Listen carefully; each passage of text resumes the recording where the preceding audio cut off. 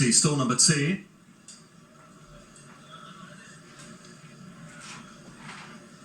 Full authority to complete the lineup. They're set.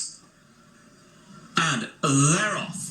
Racing away 6 furlongs to journey for the Weatherbys Bloodstock Pro Handicap Stakes, and Bergerac in yellow and purple is the first one to begin down the centre. Handy more towards the near side, running well is Boogie Time, and Boogie Time now picks it up off Bergerac. Beyond the Equal and Popmaster the next 2. Chipstead racing keenly in 5th position. Then Gale, Force, Mayor and Stone of Destiny, followed by the purple and white Diamonds of Raatea is also quite keen. Next is Full Authority, followed by Dancing in the Woods. Stripe Red towards the back of the field. Astilio towards the left-hand side as we look down the track, making improvement as they race past halfway. Gale, Force, Mayor, the red and yellow with the noseband, looking to challenge here. Bergerac into the inside, Boogie Time. Beyond Equal, Popmaster, Stone of Destiny, Chipstead the next ones. Then Astilio trying to get moving now. Raatea angled out wide to challenge. They race out inside the final furlong and a half. Gale, Force, Mayor just a fractional leader from Bergerac. Stone of Destiny, blue and white coming in, and so too Chipstead, and then Raatea and Popmaster. They're racing towards the final half. Bergerac to the inside of Gale, Force, Mayor, Stone of Destiny, Raatea still finishing off. A close call toward the line. Bergerac, Gale, Force, Mayor.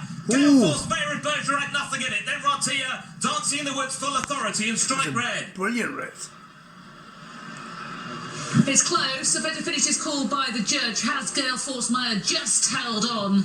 She is so game and genuine, but she was challenged hard near the line by Bergerac on the near side here. Then Raatea in 3rd, and it looks like Dancing in the Woods has come through for 4th, just ahead of Full Authority, and on the near side, Stripe Red. It isn't exactly a head bobber, but they've both got their heads slightly synchronised. It looked as though marginally Gale, Force, Mayor was going to hold on, but that's really interesting on the line. Not one of them. Probably the loser. Get any closer, no? In the first race as well. I think we can confidently call Bergerac the winner. I'm joking, everybody at home, just in case. I couldn't stand John Nettles either, so that was just about. I went sewing him back then. Did you? Was he good? No. No. That's close, isn't it? No, he was better as a cop in the Channel Islands, wasn't he, to be fair? Really, 1 or 2 very notable performances in behind. I thought Stone of Destiny was a bit unlucky, just had the door shut in his face at a crucial time. That might be the kind of horse that he is, and he's got the double up now. That's 2 years running. He's been unfortunate. Nice performance as well from Dancing in the Woods, from a stable that aren't in the greatest of form at the moment. Was well out of the back early doors and has finished off very strongly. But it'll be interesting to go through this race again. Okay, there's the closest stages one more time, just so you can hear the judge in the background. Number 3 is Gale, Force, Mayor, and number 8 is Bergerac, and it's locked between the 2 of them for more than a furlong out. Yeah, I mean, typical Gale, Force, Mayor. She either wins or loses by a very narrow margin at this track. She's tremendously consistent. You can just see Holly Doyle there in the backwash trying to get through, trying to battle way through a gap that probably didn't present itself till quite late on. Run really well to finish 4th. Raatea has gone nicely as well through that race. Has won off a break before now. Another good run for Julie Camacho. Yes. I'm not going to make any bold shouts, it's pointless. It is pointless. As we wait for the judge pouring over the pixels. I'll take a dead heat. Yes, well, I think Gordon Elliott and Damien Russell would have done on. You take a draw. I'll take a draw. I think Gordon Elliott and Damien Russell would have done on Thursday as well. Yeah, absolutely. With Piper. It's obviously very, very tight. What to do with Stone of Destiny?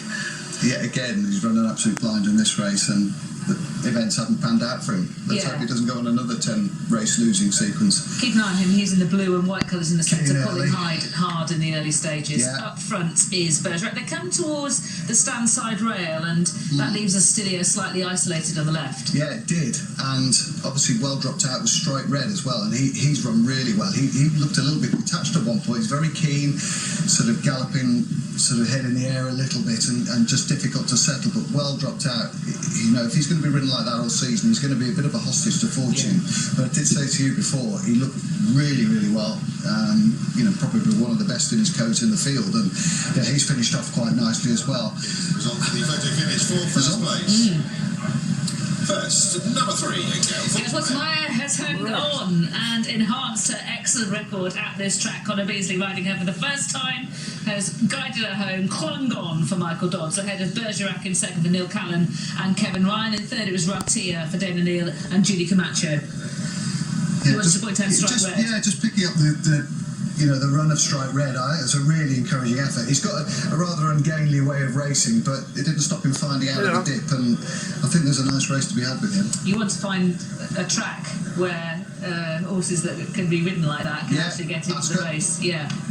Quite possibly one of those early season meetings there and graduate from that point on, but he'll certainly be a lot sharper for that, for the experience, and he just wants them to fall in his lap a little bit and just see he's just have to stop riding for a stride or two as well. Paddy Mathers, really nice effort from him. As I reiterate, really nice effort on Dancing in the Woods as well. He's finished off his race nicely and come through.